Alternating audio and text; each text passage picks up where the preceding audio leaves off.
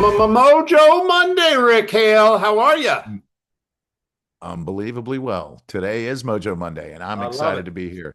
I'm trying to contain my excitement because the topic today, for some, it may not feel as invigorating as others, but we're here to tell you it might be the most important topic you hear it may be this year, and I it's think only I think January. it's perspective, right? Like perspective can be one of the most empowering things, yet regrettably, we're worried it's a depressing topic, or we're worried it's a negative. I shouldn't say depressing topic. It's a negative perspective that can be very empowering. It could be.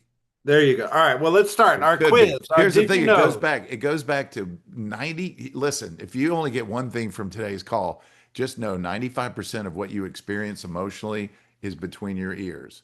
Your internal capacity to shape, and change the way you see things, the way things are change. So just let that land for a second as we talk about something perceived morbid because kind of is.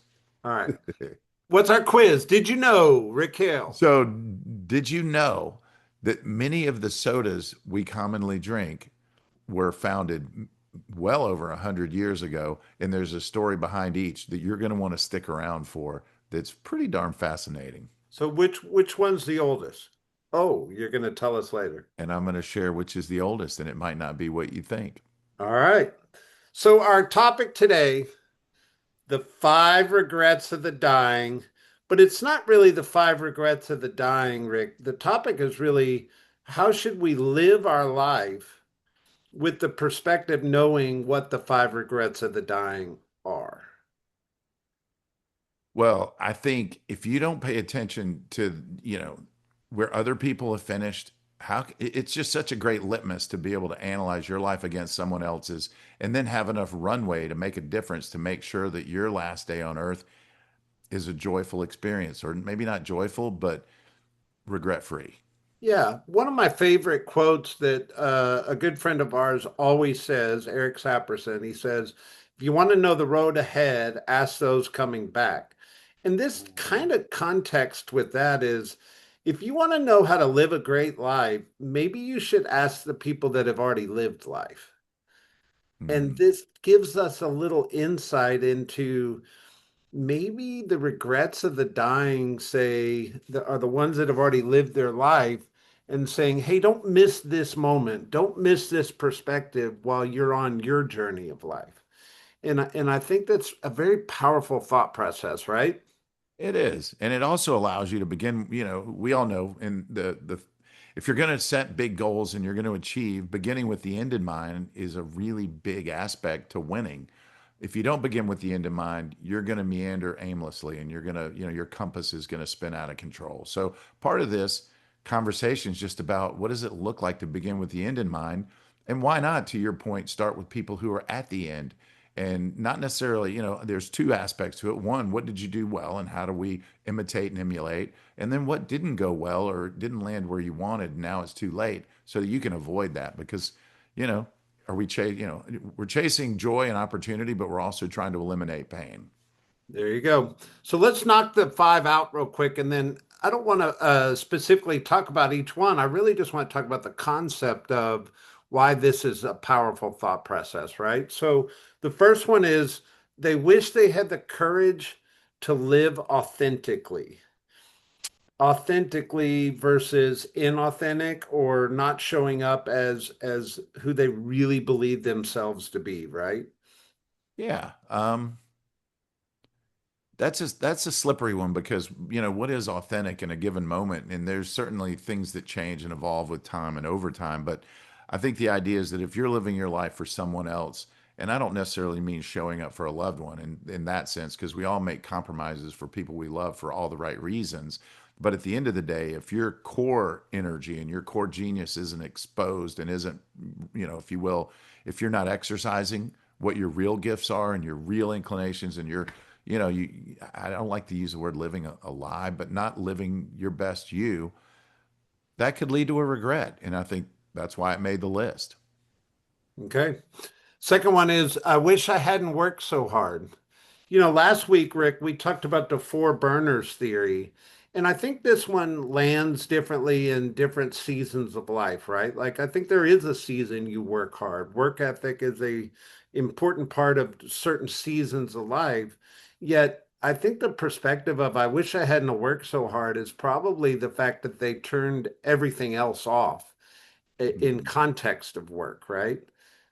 Well, and to me, it sounds like effective use of counterbalance one, making sure that if you get out of balance, don't stay out of balance to the extent that you neglect or deprive other aspects of the life wheel and the things in the world that matter. But, if I don't know anyone that succeeded at a really high level that didn't double or triple down in a season to be able to turbocharge and get over that first hump. Until Yeah. you climb the first Everest of any new endeavor, you'll never see the next mountain. And that's where, scalability and maybe some, um, you know, passive income and resources and that now you have capacity to grow a team around you because you've mastered something at a high level.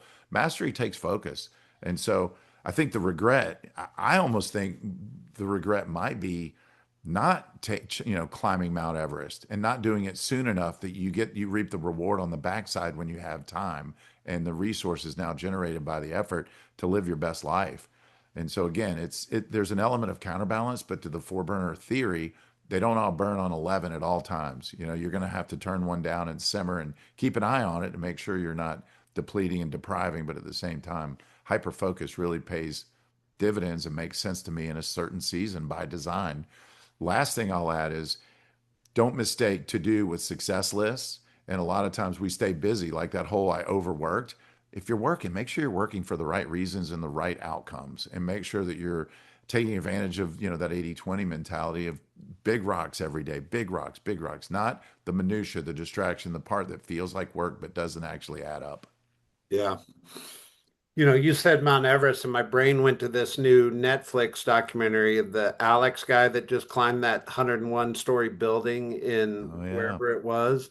Yeah. And obviously, he's married, he's got two kids, but there had to have been some dedication to work that he had to do to make that Yeah. accomplishment, right? I don't think he's just talented, gifted, and all of a sudden can go climb that building. Um, No.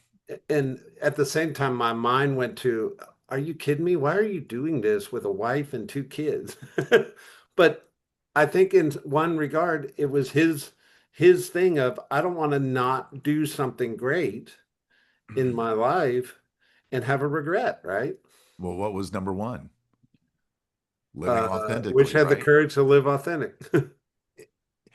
And I would assume that when you marry someone or make choices, they recognize, if you show up authentically, they're going to know that's in your DNA. And with the right tribe around you, you're going to get support and a cheerleading team but here's the other interesting thing.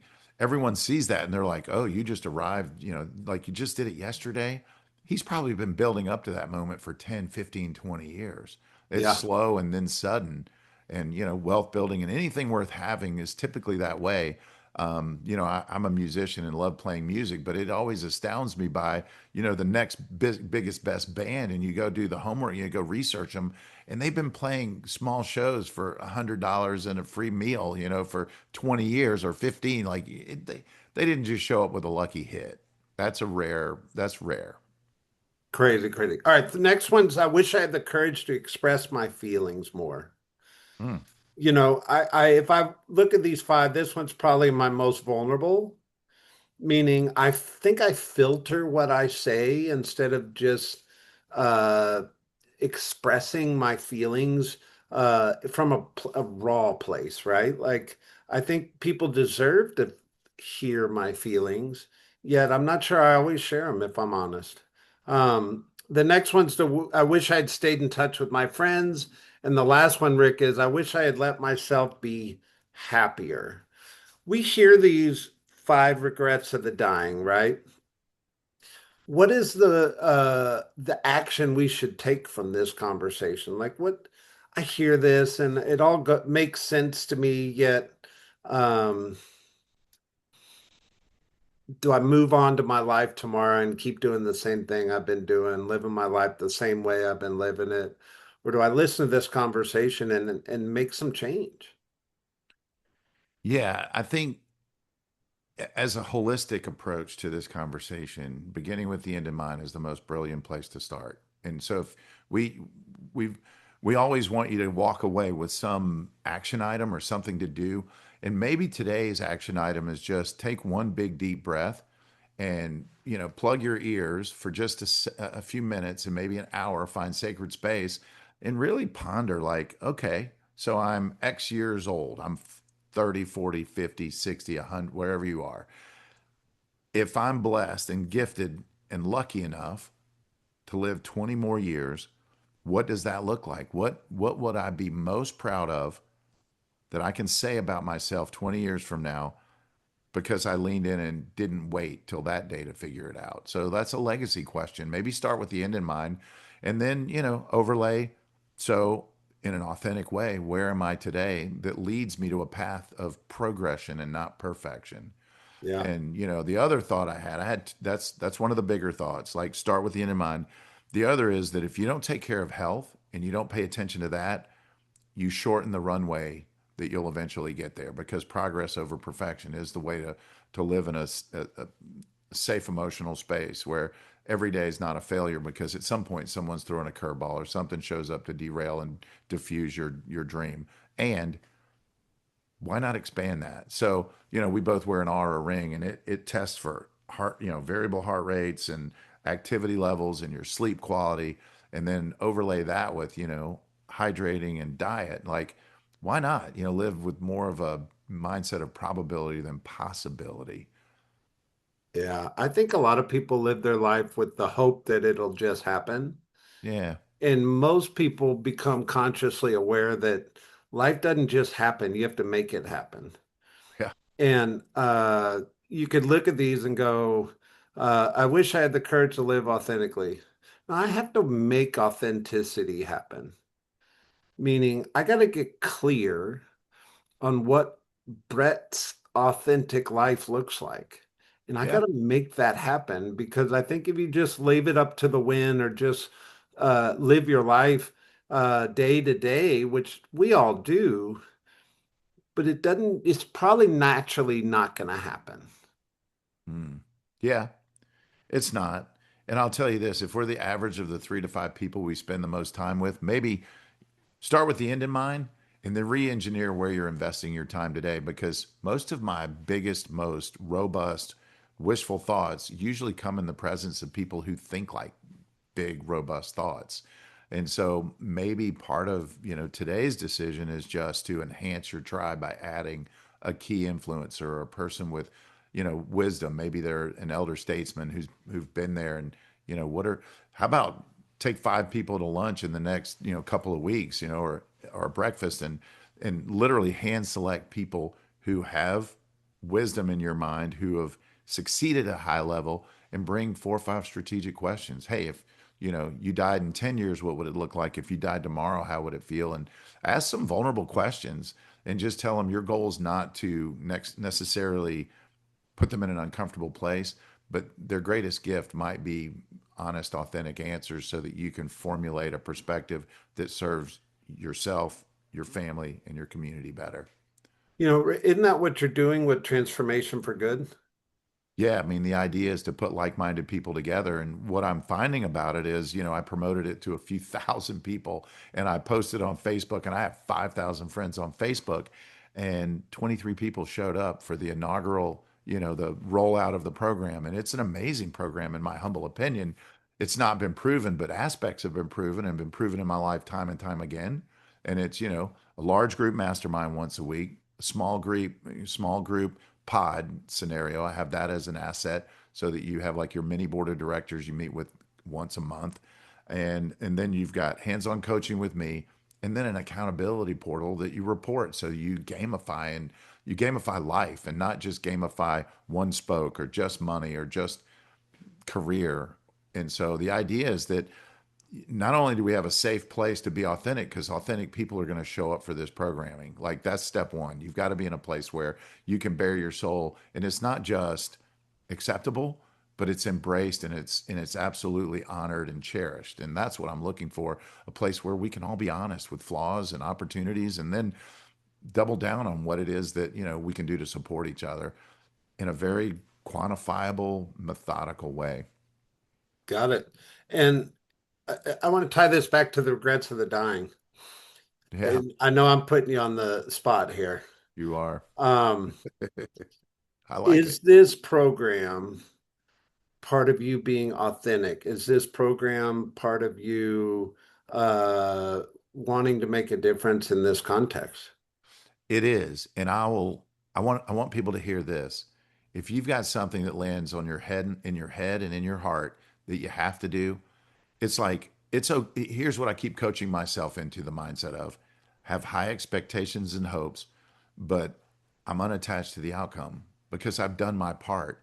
What does waking up today look like that you can put your head on a pillow tonight and say, I did my part to create an environment where people feel loved, respected, honored, challenged, and loved is the word that comes back. And as much as there's that inner voice in me, Brett, that says, man, that's people are like, ooh, that's weird. He said love. You know what? That's like the cornerstone of everything that we're living for. Isn't Yeah. it to be loved and love? I mean, that's the ultimate. I'm being real authentic now because I could X and O why I can help you scale your business in 10X throughout this year being a part of this program. And that'll fund every other aspect of life. That's the easiest button on the wheel, in my humble opinion, because it's X's and O's, it's strategy, approach, and it's execution. But honestly, it's building a community of people, a tribe of people who are fighting for something that matters, that's bigger than them, that only works when you're in the company of people who think, feel, and reward that behavior and help you again magnify a purpose-built way of seeing things. There you go. Well, So it's Rick, a little heavy. well, we knew this topic's heavy, right? Like the minute you throw death into a conversation, it gets a little heavy. But I actually think it's such an empowering conversation. I've been to many training classes over the years ago, and hey, I want you to write your eulogy, or hey, if you were going to live to be 85, what makes that life a meaningful life? And I just love the thought of let ask if you want to know the road ahead, ask the people coming back, right? Like I think that's such a simple life truth, right? And Yeah. this is a little bit of asking those people that have already lived their life, hey, how do I live a meaningful life? How do I Mm. live a life where I feel just good in my heart and good in my perspective of, man, job well done, right? Yeah, you're not kidding. Well, when you and I decided to do business together and we became partners, I mean, it's honestly one of the greatest things that's happened to me. So I'm grateful for you, and I want you to hear it, publicly. But you asked a really cool question. You said, what would it look like at 75 or 80 in a rocking chair on a back porch somewhere? What are you looking at? How does it feel? What does that environment, how does it, like, what's the energy, what seeds have you planted, fertilized, and watered that showed up? And the secret, I think, again, is having enough runway that it grows into something beautiful. If it's next week, you better elevate your perspective around it. If it's 20 years, you've got time, but don't take for granted that that time is an infinite loop, because life is finite. And I You think know, until you visualize it and taste it proverbially and in your head and heart, you're never going to taste it in the real world. I think urgency is something we take for granted sometimes, in the sense we've all heard, life could end in an instant. You don't know how much time you have left, all these things. But do you really believe that? Or do you all live your life as if you're going to live to be 100? Yeah. And the truth is, we don't know. We all know that and we all hear that, but we don't actually take urgency around, hey man, I need to make the changes today. Mm, I need to go get reset on my perspectives. I need to reset my authenticity. I need to reset my relationship with my friends. I need to reset how I express my feelings. I need to reset my happiness, right? These are the five regrets, right? But Rick, I think if anybody's listening to this today, and we know you are because you talk to us all the time during the week about our Mojo messages, the action I would hope everybody would take is if it take a deep breath, take 5 minutes If you're a meditator, meditate on it. If you're a journaler, go journal on it. Hmm. What is the area of your life you need to get a fresh perspective around so that 20 years from now, 2 years from now, you're happy you took that moment and Yeah. reset? Yeah. Beautifully said. All Begin right. with the end in mind and make it. Here's the thing, too. It doesn't have to be monumental change today. So take a deep breath and just own you're right where you're supposed to be. That's what I want you to hear. You're right. But that doesn't necessarily mean it's where you're supposed to be tomorrow. Like today is your day. This is exactly. And, there was a guy in the airport with a hoodie on a few weeks ago that had a message on the back of his hoodie that said, "Stop tripping on things behind you." And so just let that stop tripping on things behind you. It's irrelevant, other Yeah. than it helped shape your perspective for today. Now do something about it. And it doesn't have to be climb Everest today, but it might mean put on some hiking shoes and take one step in that direction that fuels the second step.